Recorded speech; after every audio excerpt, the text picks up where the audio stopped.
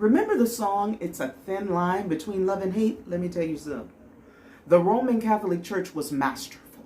The difference between believing in an external God and understanding that you are God, oh, the difference is massive. The finest of lines.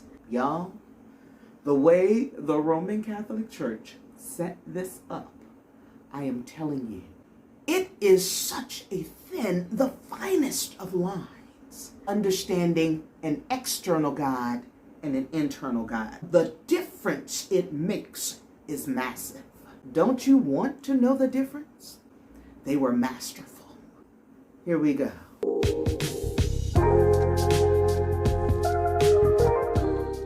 Hi, my name is Zara Green. I'm glad you're here. I want to share with you the difference it made for me to be able to look at new thought in a very different way. Most people will agree that there is one God or one source. Today, I want to look at Christianity and its God versus new thought and its God. And I'm saying versus, but it's really not pitting against each other. But because I used to be a Christian, no longer identify as Christian, and I haven't in over 20 years, now I am all about new thought. I want to distinguish the two because there are a lot of people who follow me who still consider themselves Christian. I am not here to redirect you or to try and change your mind. I don't believe that that is productive, and everybody has their own walk. All right, nobody could tell me anything when I was in the Christian church. Baby, I was sold out completely, and even the things that I'm about to talk about, nobody could tell me differently. So this is not to change your mind.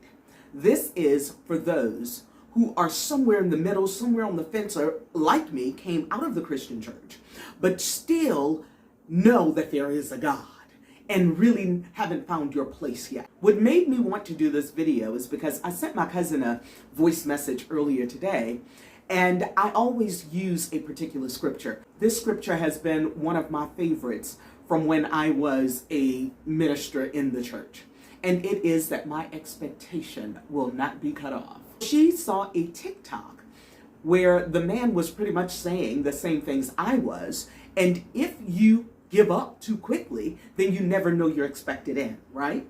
And in that case, if you never know you're expected in, who are you really giving up on? And who's really giving up? His take from a religious stance was, you are giving up on God. My take from a new thought perspective is that you are giving up on yourself. And for some of you, you might be saying, well, it's both. Well, by the end of this video, you will have a different perspective.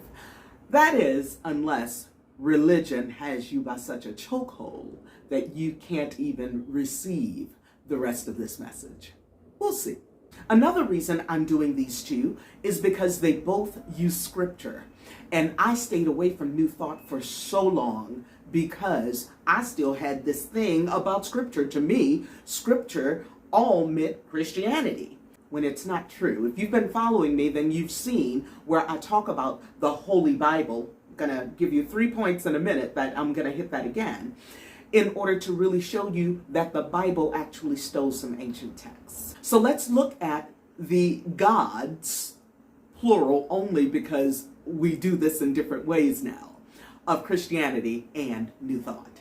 So my first point with her today was that the difference in the Christian church and New Thought is where your expectation lies. Do you have an expectation from outside of yourself? Are you expecting some deity from outside of you to bestow upon you? If that is the case, then that is a Christian perspective. You have an outside God. You have a God that you pray to. You have a God that you beseech. You have a God that you are trying to invoke to do for you. That is an external expectation. In New Thought, it is not an external expectation.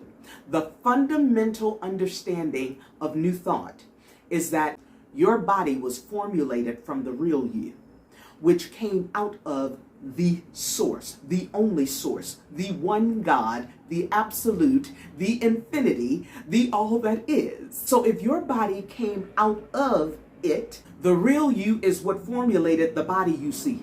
The real you came out of God. Your body was formulated from that God, that inspiration, that formulation.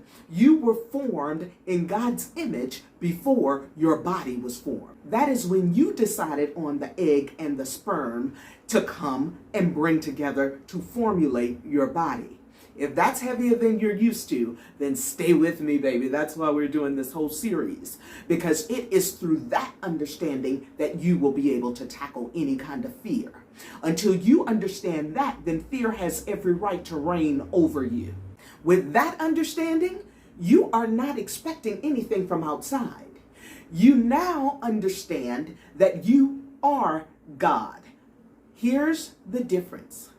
As God, with an expectation from yourself, you then have to understand how this all works. What is the part of me that is God then? What is the part of me that I have a right to have an expectation from? You see, that is the image in which you were created in. Which leads us to number 2. In religion, God is personified with Jesus as man. God became man. That's what we were taught. God became man, became flesh in order for the rest of us to be saved, and a whole lot of other stuff, according to the way the Christian church teaches the Bible. Here's the most problematic part with that. The only way to God through Christianity is to go through Jesus. Personifying God, personifying deity. In New Thought, I just told you, God is not personified. God is energy. God is electromagnetic. And if you are God as electromagnetic and you are not personifying God, you are not seeing yourself, your person, as the image of God, like you identify as with Jesus as your God or your brother, or however. The Christian church is a trip. The Roman Catholic Church, I'm telling you, it's such a thin line between what Christianity has established through the Roman Catholic Church. It doesn't matter what religion you call yourself, what denomination. It all stems from the same root. You just have a little seasoning on yours. It don't make it no different. It's stemming from the same thing because it teaches from the same premise. And premises are what matters. So that's the Christian church. And then here we go with New Thought. You are energy. As energy, you came from the source that created everything there is. You came and you created your body. You are not your body. You are the electromagnetic force that formulated your body, that came from the source. So where does your God reside then? Oh, it's your imagination, made in the image. In your imagination is where you do your creations. If you are looking to God to create for you, if you are looking outside of yourself for the creations you want, then you are missing the very God that you are. It is your imagination. God is your imagination. But you've not been taught how to use it. You've not been taught about the different functions of your whole mind. Stick with me though. Oh, baby, I gotcha. I came out of the Christian church. This is the only thing that has ever made sense to me. And this is where I get immediate results. And this is where results are scientific. But they've made it so mystical that you've not been able to have those kinds of results. And they've done a fabulous job of inserting so many fears within you that you don't even know who you are. You don't know if you're coming or going. You're listening to so much of what's going on in this world. Oh, y'all, a lot of the things the Christian church has you doing in terms of spiritual stuff from New Thought perspective is so carnal. It's so carnal. You'll never get results that way. And that is exactly what they want. They want you waiting until the by and by, until you get to heaven to get your mansion. Why you need a mansion in heaven? You won't have a physical body. You are energy. You're going to return to that energy. There is no such thing as death. All right, number 3. I've already said I wouldn't even look at scripture because of the Holy Bible. The difference here is that the Christian church teach you that the scriptures are holy, that the Bible is holy, as if it's God inspired and that Luke, John, Mark, and Matthew and that those men wrote this book. It's not true. The reality is all of the scripture came from ancient text. Now, New Thought leaders know it came from ancient texts, yet they still use the Holy Bible. But they also know it's a psychological drama and that every part of it is you. Every part of it is you at different stages of your life. That's why it does no good for us to ever judge each other about anything, because we're all at different stages. And the book will operate differently for us depending on the stage that we're in. So is it inspired text? Yes, but it's inspired text from people who had a direct connection to source. Now in the Holy Bible, the Roman Catholic Church did some stuff to doctor it up and do some other things, but when you have the esoteric understanding, which is what you get through New Thought, an esoteric understanding which is the original, not what has been contrived through the Roman Catholic Church, then you can use that inspired text, and as God, it will work for you too.